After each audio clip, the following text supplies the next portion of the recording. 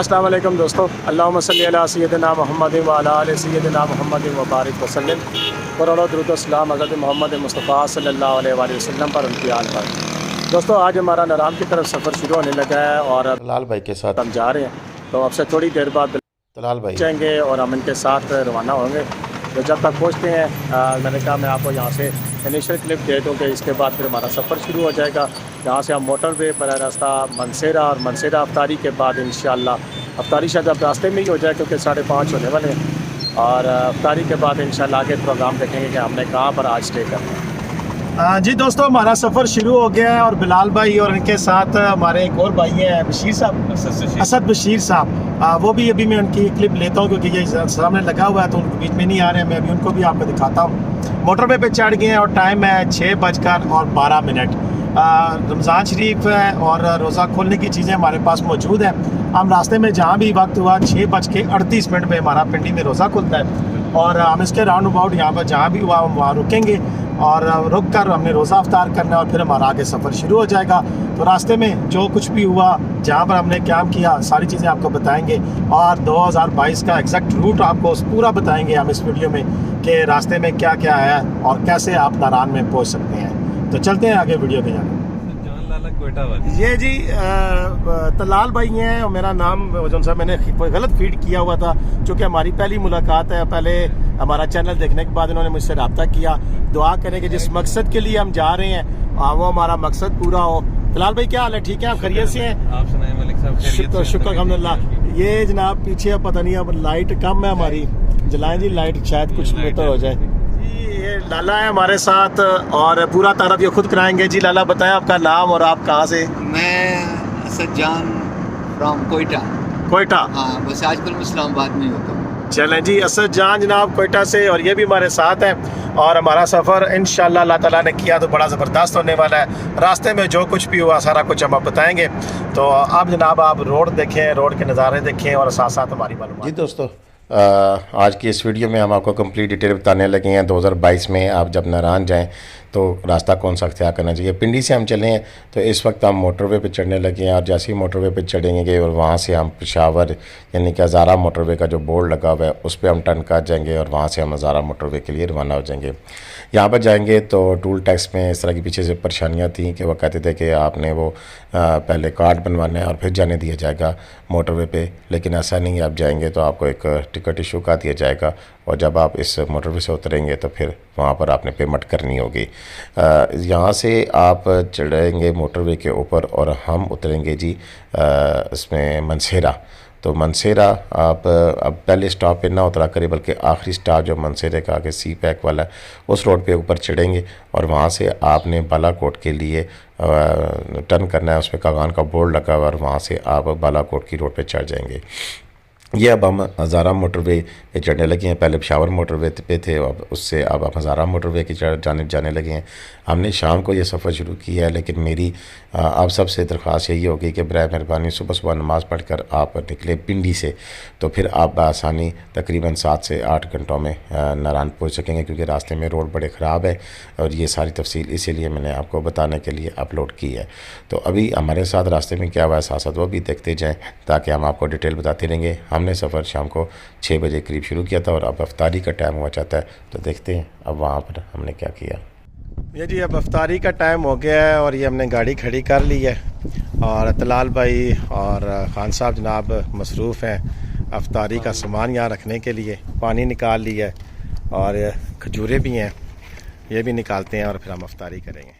जी दोस्तों, अफ्तारी और नमाज मगरिब अदा करने के बाद हमारा सफ़र आगे शुरू हो गया था और अब हम पहुंच चुके हैं उन बड़ी मशहूर जो पाकिस्तान की टनल्स हैं एबटाबाद की, उन टनल्स में से गुज़रते हुए हम आगे की तरफ रवाना हुआ हैं और इस रास्ते को साथ साथ हम इंजॉय भी कर रहे हैं और साथ साथ इन्फॉर्मेशन भी आपको दे रहे हैं। दोस्तों, बात यह है कि जब आप सफ़र करते हैं अपनी गाड़ी में तो काफ़ी सारी चीज़ों का ख्याल रखें। एक तो अपने साथ सामान सारा रखा करें जिसमें कंबल हो गए, चादरें हो गई एक्स्ट्रा और साथ सॉक्स हो गई, गर्म कपड़े लाजमी रखें। नारान का कान जब भी जाएँ और वहाँ मौसम का कोई आइडिया नहीं होता कि कब क्या मौसम होगा। हम रात को सफ़र कर रहे हैं, साथ साथ आपको ये भी बताएंगे कि रात को सफ़र करना इन इलाकों में कोई फैमिली के साथ हो तो बिल्कुल भी नहीं करना चाहिए, वैसे भी अवॉइड करना चाहिए। हमारी मजबूरी थी, हमने तो प्लान बनाया था काफ़ी देर पहले का, लेकिन वो गाड़ी जो कि ख़राब हो गई थी तो इसलिए हमारे डिले हो गया। तो हम ये रात को आप सफ़र कर रहे हैं, लेकिन हम रास्ते में अब क्या करेंगे हालात व वाक़यात देखते हुए, क्योंकि आगे मौसम की प्रेडिक्शन ये है कि नारायण की तरफ बड़ी तेज़ बारिश लगी हुई है। तो अब डिसाइड हमने ये करना है कि हमने क्या कहाँ करना है, क्योंकि हमने रास्ते में थोड़ी देर एक और काम भी है, मनसेरा हम रुकेंगे। तो लिहाजा हमने डिसाइड करना है कि इधर हम मनसेरा में स्टॉप करेंगे या बालाकोट में। अब ये फ़ैसला हम आगे जाके करेंगे। अभी आप देखें कि रास्ते में ये मोटरवे के मनाज़र हैं जो कि हम आपको दिखा रहे हैं। तो इस वक्त मोटरवे पर से हम गुज़र रहे हैं। जी दोस्तों, मोटरवे पर सफ़र करते करते हम इस मुकाम पे पहुंच चुके हैं कि अब ये ज़ारा मोटरवे अब ख़त्म होने वाली है, मनसेरा आ गया है। लेकिन आप पहले मनसेरा शहर की जानिब जो रोड जाती है उसके ऊपर नहीं उतरेंगे, बल्कि आप मनसेरा में टूल प्लाजे से गुज़रते हुए आगे आपने सी पैक वाले रूट को इख्तियार करना है। और उस रास्ते पर आगे चलते हुए फिर हम वहाँ पर आगे एक बोर्ड आएगा जिसके ऊपर कागान लिखा आएगा, वहाँ से राइट साइड पर टर्न करेंगे और फिर वहाँ से सफ़र करते हुए हम बालाकोट की रोड पर पहुंच जाएंगे और वहाँ से फिर हम बालाकोट का सफ़र शुरू कर देंगे। यहाँ पर जैसे ही आप टूल प्लाजे पे पहुँचते हैं तो टूल प्लाजा पे करने के बाद उसके बाद फिर आगे आप सी पैक पे आप चढ़ेंगे तो फिर एक और टनल भी आती है। इस टनल पर से गुज़र कर फिर आप अपना सफ़र जारी रख सकते हैं और अपने सफ़र को जारी रखते हुए फिर आप सी पैक की जानिब टर्न कर लेंगे। साथ साथ ये भी आपको बताता चलूँ दोस्तों कि ये आपका जो सफ़र है ये तकरीबन 1.25 से 2 घंटे में मुहित हो सकता है। डिपेंड करता है कि आप कितनी तेज़ या नॉर्मल गाड़ी चलाते हैं। मैं अगर गाड़ी चलाता हूँ तो उसमें तकरीबन हमारा 2 घंटों से भी कुछ 10-15 मिनट ऊपर लग सकते हैं, क्योंकि मैं नॉर्मल जो स्पीड है 80, 90, 100 की स्पीड पे जाता हूँ। लेकिन अगर आप 100, 120 की स्पीड पे जाते हैं तो फिर यही सफ़र 1.25-2 घंटे में आपका तय हो सकता है। और फिर जैसे ही आप इस टूल प्लाजे से आगे गुजर कर फिर इस सी पे वाली रोड पे चढ़ते हैं तो कुछ ही किलोमीटर फासला तय करने के बाद आप हो जाते हैं उस मकाम पर जहाँ से आपने बालाकोट एक निशान लगा होता है, जैसा कि अभी आप स्क्रीन पर आप देखेंगे ये नज़र आ रहा होगा। इवन रात है लेकिन हमने कोशिश की है कि हम मार्क करेंगे कहाँ से आपने टर्न करना है। तो ये सीधी रोड चली जाएगी थाकोट की जानिब, लेकिन आपने यहाँ से बालाकोट वाली रोड पे उतरना है। और ये मैं दोबारा रिपीट कर रहा हूँ, अगर आप फैमिली के साथ जा रहे हैं तो रात को कम से कम इस रास्ते से बिल्कुल भी ना जाएं, क्योंकि ये आगे गाँव में से गुजर कर फिर बिल्कुल ही वीरान इलाका आ जाता है। और इस वीरानगी में मैं नहीं समझता कि आप फैमिली के साथ जाएँ। अकेले भी हों तो भी इस वक्त इन रास्तों से गुजरना जो सा वो मैं नहीं समझता हूँ कि वो सेफ़ है। लिहाजा आप कोशिश किया करें कि रोशनी में इन इलाकों को क्लियर कर लें। और बेहतर तो यही है कि आप सुबह के टाइम सफ़र करें जाने के लिए। ये वो रास्ता है जो कि बालाकोट की रोड के ऊपर टच करेगा और ये इस रास्ते से गुज़र के आप जाएंगे। इस रास्ते में से भी रात को आपका सफ़र, क्योंकि बोर्ड नहीं लगे हुए हैं तो अगर वहाँ पर कोई ज़ीरो ना हो तो आपके लिए मसला बन सकता है। हमने वैसे गूगल मैप का सहारा लिया था और रास्ता लिया था, इस वजह से हम इस रास्ते पर चलते हुए आगे जाते हुए अब हम उस बालाकोट वाली रोड को टच कर रहे हैं, उस चौक पर पहुंच चुके हैं। रास्ते में वो क्लिपिंग मैं नहीं बना सका हूँ, लेकिन रास्ते में काफ़ी ज़्यादा वीरान इलाके रास्ते में आते रहे जो कि किसी भी वक्त किसी भी जगह के लिए परेशानी का बायस बन सकते हैं। यही रात को हम बालाकोट आ गए थे और बालाकोट में ये समरलैंड होटल है, इसमें हम ठहरे हैं। और होटल बड़ा ज़बरदस्त अच्छा होटल बना हुआ है और इसमें ये सामने अंधेरा तो नज़र आ रहा है, लाइटें नज़र आ रही हैं सामने। चला आपको सुबह व्यू भी दिखाएंगे। अभी हम जा रहे हैं सैरी करने के लिए, बारिश लगी हुई है तो सैरी करते हैं और इंशाल्लाह फिर सुबह बाकी आपको भी दिखाएंगे कि हमने कहाँ तक जाना है और क्या करना है। जी दोस्तों, ये इस वक्त हम मौजूद हैं समरलैंड होटल में, बालाकोट के अंदर है। और हम रात को इधर आ गए थे। इस वक्त सुबह सैरी का टाइम हो गया, हम उठ गए हैं। और ये मेरे पीछे देख रहे हैं, ये जो सामने लाइटें नज़र आ रही हैं यही होटल इधर खुला हुआ है। हम सैरी करने मोस्ट प्रॉब्ली इधर ही जाएंगे। ये मेन बालाकोट रोड ब्रिज के ऊपर से आके जाके इधर ही जाएंगे।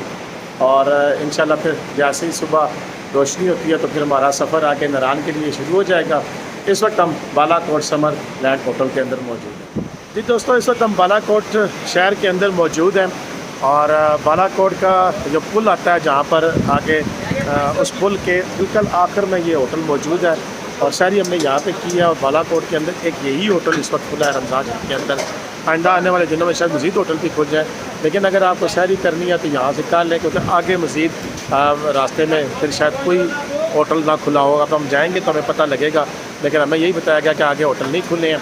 किस हद तक ये सच है ये तो देखना पड़ेगा, लेकिन हमने रिस्क नहीं लिया और हमने यहीं पे रात को क़याम किया था। वो सामने होटल है उस दरिया के उस तरफ, तो उस होटल में हमने क़याम किया और यहाँ पर सुबह सैरी की।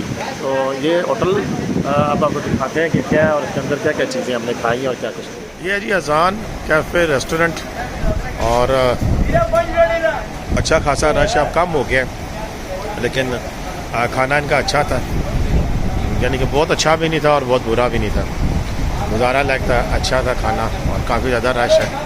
और ये गर्मा गर्म पराठे इनके बन रहे हैं, और पराठे भी हैं और साथ साथ दीगर चीज़ें भी यहाँ पे बन रही हैं।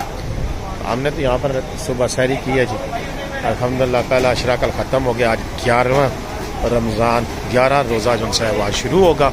और हम इस वक्त बालाकोट के अंदर मौजूद हैं। इंशाल्लाह इसके बाद थोड़ी सी रेस्ट करनी है हमने, रेस्ट करने के बाद फिर हमारा सफ़र शुरू हो जाएगा और हम कागान से होते हुए रास्ते में चौधरी बिलाल साहब से मुलाकात करनी है और दीगर दोस्तों को भी साथ मिलते हुए जाना है। तो इस तरह हम आगे जाते जाते नारान पहुँचेंगे।